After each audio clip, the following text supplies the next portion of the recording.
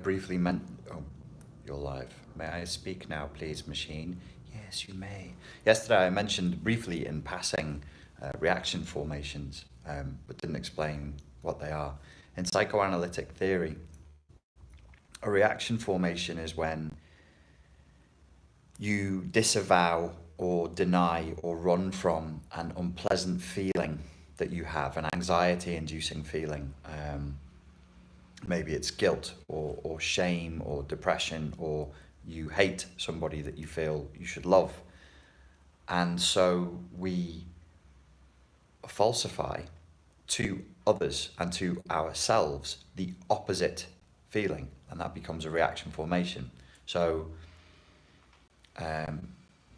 if I don't really love my wife, but I feel as though I should, and I feel terribly that I don't. A reaction formation could be very showy, very exaggerated expressions of saccharine sentimentality, being over the top, being too lovey-dovey. That could be a reaction formation. If a client turns up and they're talking about how promiscuous they are and how much they love the ladies, and ooh, ladies, yummy, yummy ladies, all the day ladies, a therapist may start to wonder if this is a reaction formation against something else. Perhaps the client is gay and feels embarrassed about their gayness. The indications of a reaction formation are not just an exaggerated way of the opposite feeling. It'll also be inflexibility across contexts. So a normal emotion will change, will adapt, and will be felt as organic, as natural, as naturally occurring. A reaction formation will feel more like propaganda. It will be stiff. It will be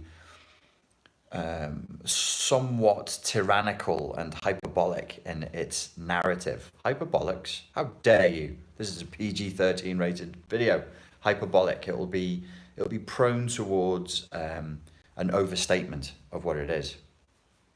One of the examples that I looked up yesterday that I thought was interesting was, and I've experienced this personally, if somebody is extremely vocally prudish, that can be a reaction formation for intense sexual lusts or sexual fantasies that they don't find acceptable. It's not so much whether the people around them find it acceptable, it's whether the ego finds it acceptable. If it doesn't fit in with the sense of self, it gets rejected. So you would look for exaggeration and inflexibility, and you would look for, you wouldn't look for, this is where hard psychology at the end of the spectrum of psychology, the broad spectrum of psychology. At the harder science end of the spectrum, we worship Skinner, we worship Pavlov. If I can't see it, I don't believe it. They get uncomfortable with this, and this is why I wasn't allowed to touch anything related to psychoanalysis, psychotherapy, or counselling when I was at university doing a degree. They just were like, no, that's not real science. Hear my words. If the therapist, if the counsellor, if the coach intuits, feels, perceives, gross, your subjective perception, you're going to make a value judgment based on a subjective perception. That's disgusting. That's not science. That's some sort of heresy, a vile corruption, a corruption. If you intuit that it's compulsive, like your client isn't just expressing, or the person isn't just expressing an authentic emotion, it has a weird, slightly wide-eyed sweatiness to it. Of course I love my wife. I love her more than anything else on earth. Then that's where you would start to say, okay, this might not be true. This might be a reaction formation. This person's running from something. So I'm sat here and I'm going, how am I going to explain it to people in a way that they can remember and understand really easily? Because reaction formation, like a lot of psychoanalytic languages, get it, it's a reaction against, and then you form your defense. I was like, okay, I want to call it a magic mirror shield. So I'm a kid, I'm a child, and I feel something, but I know that it's not. My superego is saying, don't feel that, that's not acceptable. So I need to protect myself against that. So I will apply a shield that has a mirror on it and go, no, I actually feel the opposite.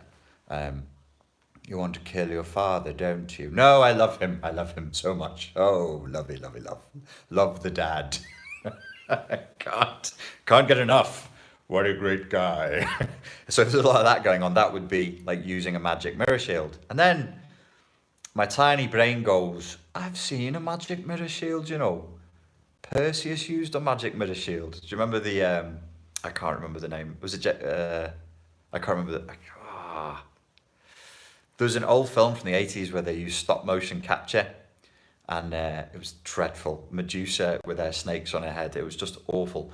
And Perseus fights Medusa, and anybody who looks at Medusa turns to stone. So he needs to see where she is when he's having a bit of a brawl with her. Like, so he gets a shield, and it's got a mirror on it, and so he can look in the mirror to see Medusa. In mirror shields, magic mirror shield. So I looked it up.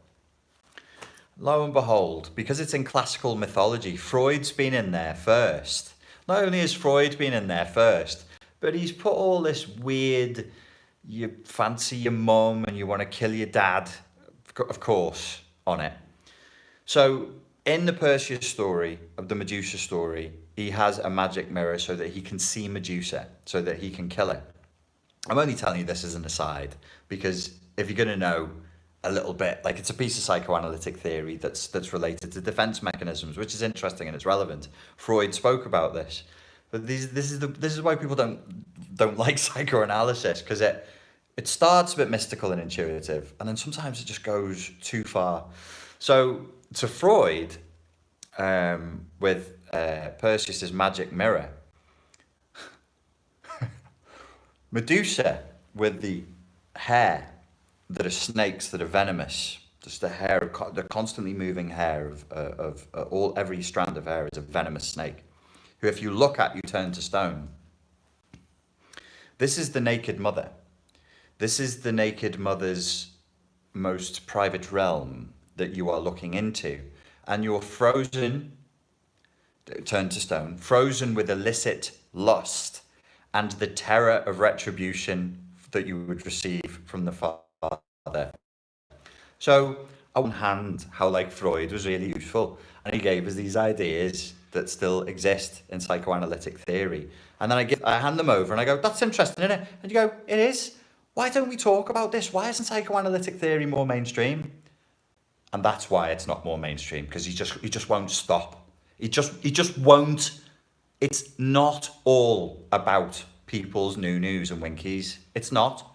No, I think, in fairness to him, there may be something there that is worth looking at and exploring, but that's a bit that I'm not down for. Another element of psychoanalytic theory that relates to reaction formations is extended to phobias, where they say in phobias, the thing that you say that you're terrified of, you're actually in love with, but you've disavowed your love for the phobia. And on this is not the part of psychoanalysis that just seems to be way too obsessed with incest and sex, which I think that's the overshadowing of Freud, the man. That's his own personal neurosis, but he was such a powerful intellect that I don't think he could like draw the boundary between himself and people. So there was a lot of projection, and you could say that it was N-word projection. It wouldn't be surprising if we found out that Freud was on the spectrum. So there's that. And then there is a certain pattern of thinking that you can get into, right? So in psychoanalytic theory, you can get into a pattern of thinking that everything is symbolic, and that everything in the human mind is back to front and upside down, and everything is a symbol for its opposite. And you know what? Sometimes it is. Sometimes it really is the symbol for its opposite. But sometimes you're just scared of spiders because, like, That's probably an evolutionary response. Or sometimes you're just scared of heights because, you know, you might die. But Freud had to say, no, you're not scared of heights. You're scared that you love heights. So you've probably heard me say on this channel before, true vertigo actually is not the fear of heights. It's the fear that you'll see the height and then jump off and go, yay, this is the best idea ever. So that's your defense mechanism. That's what Freud had to say about it. That's what Freud had. It's Freudian. It's based on, whenever I say psychoanalytic theory, it's rooted in Freudianism.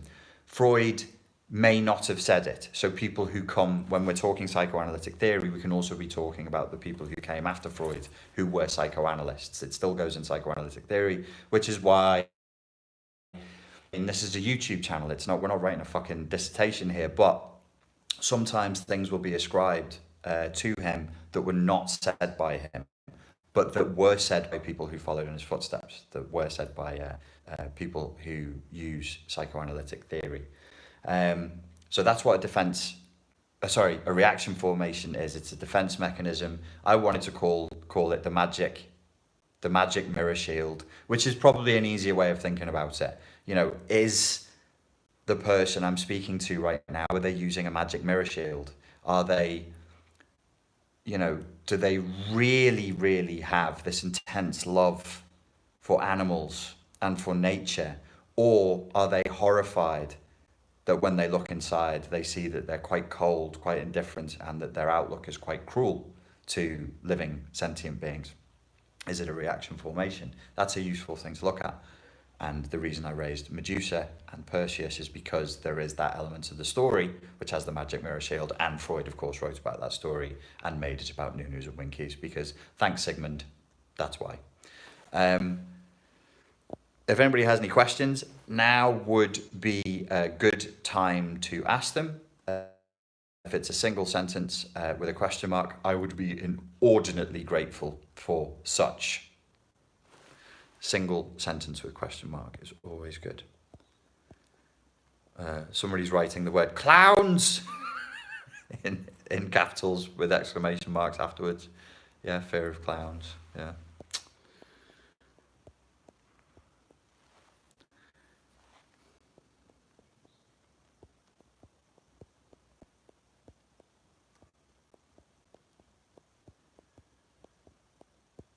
Clash of the Titans was the film that I was trying to think of, and it's a classic. Thank you. Clash of the Titans. Movie, Seven Voyages of Sinbad. No, but they also used a lot of stop motion in that, and the Seven Voyages of Sinbad. I loved that when I was a kid. But you try and watch them now. I remember the feeling that I used to get watching those films when I was a kid, and so I'd watch it again to try and get that like experience, that feeling back, and you just go, hey, this is fucking terrible. These skeletons that they're fighting look dreadful. And that was like cutting edge, the best special effects they had of the day. People in the cinema were like, what magic? You know, the talkies, or whatever it was, whatever you call it. It's not called the cinema, is it? The movies. They're at the movies going, wow, look at these skeleton soldiers fighting. It's amazing. The Ancient Lantern is saying, keep it clean, yo, or I shall smite thee on Richard's behalf. Yeah, the Ancient Lantern, she's a moderator. Okay. Whoa. Okay, I've missed some questions here. How do you think this relates to police interrogation? I'd never thought about it, and I'd want to give that a bit of thinking first. Ooh.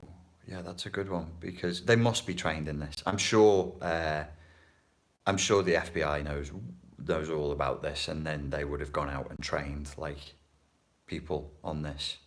I mean, I flipping hope so, because it's right there in the literature, and it's been there in the literature for a long time.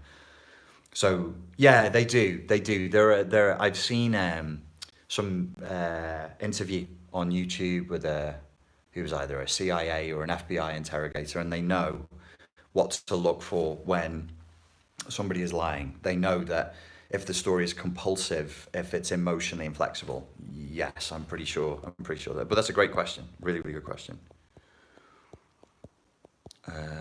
What's your opinion on Jung? I'm not that struck on Jung. I know, like, he's the popular one of the two, of Freud and Jung, but I don't find much in Jung's writings that is useful for me when I have somebody in front of me who's really in distress and in pain and needs help. But,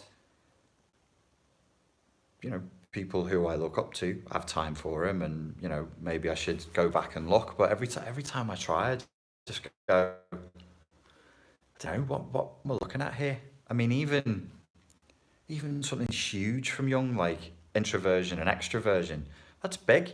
That's a really big finding. What do I do with it? Like, it might be relevant for other people. I've never found it massively useful. So, yeah, I don't know. I'm not a big not big on Jung.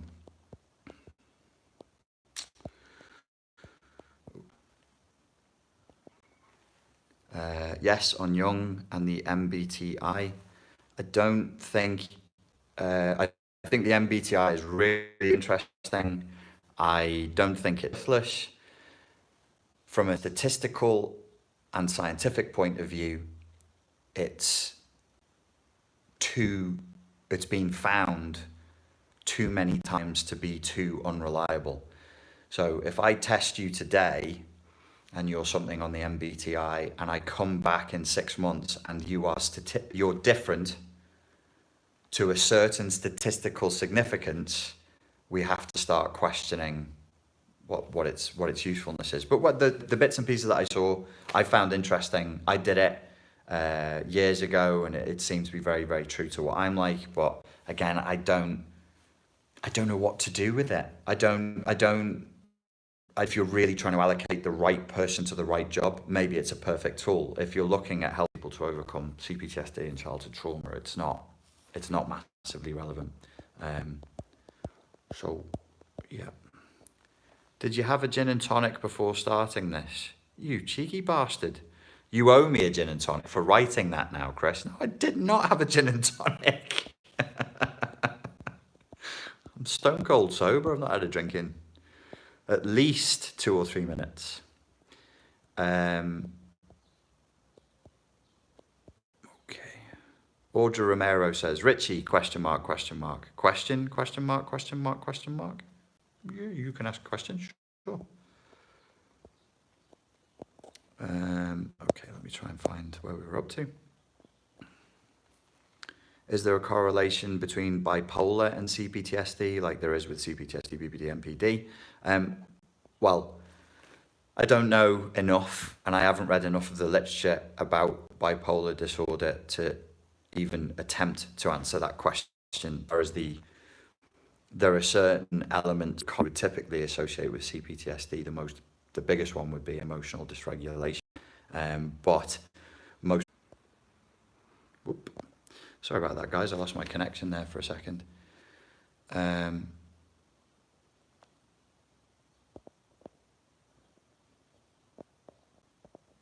Gabor Mate asks Andy.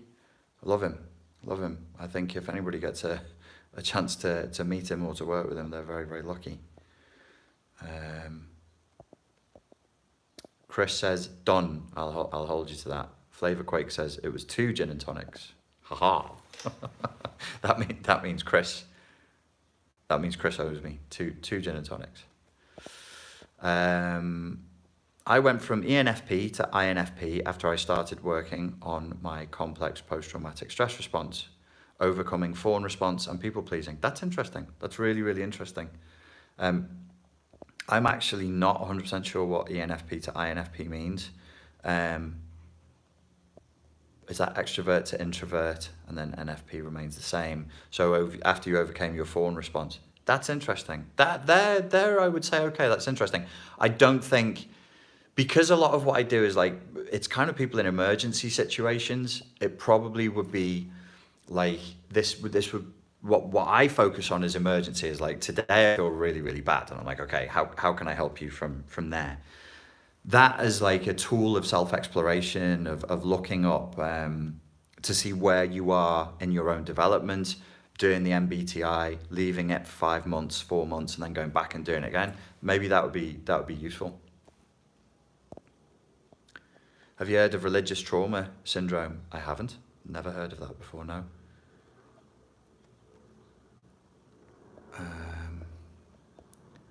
Nerd asks, my parents are malignant narcissists, okay, who wear the good public mask. I am no contact 1 year and no dating 1 year. How do I get over the fear I'll meet another hypocrite when I go back to dating?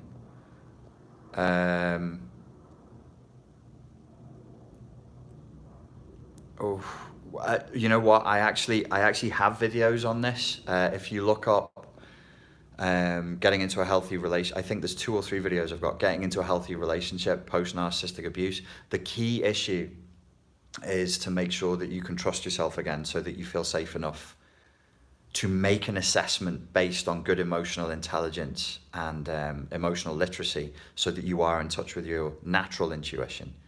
It's quite important to have reached a level of control of the emotional flashbacks and recovery from the CPTSR responses to know that your boundaries are naturally coming back, and so that you can make good assessments of people. Cindy says, so was Freud shit? Your thoughts? No, he was a genius. In the truest sense, Freud was an absolute genius. He was an oddball, he was eccentric, he seemed to be quite a cruel person interpersonally, and I wouldn't want him handling anybody that I cared about in a healing context, because I don't think that's what he was good for. I think he was a very sharp man who understood the mechanism of the mind, the machine of the mind. But when it came to solutions, he was short on solutions. He had the kind of mind that could show you problems, but solutions, he didn't. It wasn't his natural inclination. I mean, what did he offer us? Free association. You know, it's like, no wonder it takes 10 years to get anywhere in psychoanalysis if you're using free association. This shiz is ASMR. No, this would be ASMR. Hang on. Oh, I'm creeping myself out. You can do it. This would be ASMR. Can you elaborate on shame and how it keeps us stuck? Yeah, shame is a really, really toxic emotion, possibly the most toxic emotion for a person to hold. If you hold shame for long periods of time, I really sincerely believe it has a corrupting and corrosive effect on the whole personality structure. Much like rage, particularly at the end of the anger spectrum where we would talk about resentment, also has a corrupting and corrosive effect on the whole personality structure. I would say this, and I'm answering the questions rapidly in short form. I could probably go on about shame for an hour, especially if I'd had a coffee or a gin and tonic. Be very careful using shame with your loved ones, with your children, with your spouse, with your friends, as a means of control, as a means of coercive control and manipulation. It's really, really poisonous, and I see people doing it all the time. It's very normal. It's very hyper-normalized to sort of say to a kid does something, or the kid poops himself or something, and then you go, the hell is wrong with you? Okay, the child has done a poo. They probably already feel bad because they've pooped themselves. Layering shame onto that is not good. I've seen people using, even teachers, a friend of mine who's a good teacher, very, very well respected, I saw her using guilt to control one of the kids, and we had a conversation about it afterwards. I said, guilt can induce shame, and shame is not good. If there's any way you can get what you got done without doing that, it would be really helpful. And she was like, oh my God, I've been doing that for years. I'm like, Jill, it doesn't matter. Your intent and your kindness is way more important than that, and you're doing way more good than harm. But just be careful. Be very, very careful with shame. It's buffering. Oh, I'm really sorry. Are we getting a bad signal? Or can you guys see me? Some say there is healthy shame. Yeah, absolutely. A lack of, toxic shame is bad. Healthy shame is good. So you would want, healthy shame would be like a superego injunction that just says, don't do that. It's silly. Don't do that. It's demeaning. Don't do that. It's humiliating. Don't do that. It's an offense to your dignity. If you have a person with no healthy shame, they're extremely annoying to be around. If you have a society where the boundary and the value of healthy shame has been completely inverted and been replaced by junk values, then what you have is the United Kingdom. Cutting edge social commentary brought to you by the Spartacan Life Coach. The vocals keep going robot. All right, guys, we are not getting a good signal right now, so I am going to bounce because it's going to be frustrating for people watching it on the playback. Thank you very much for your time and for your attention. I hope that that video was useful. Sorry about the technical issues, but I am on an island and it is extremely windy today, so the signal will come and go. And cheers for that.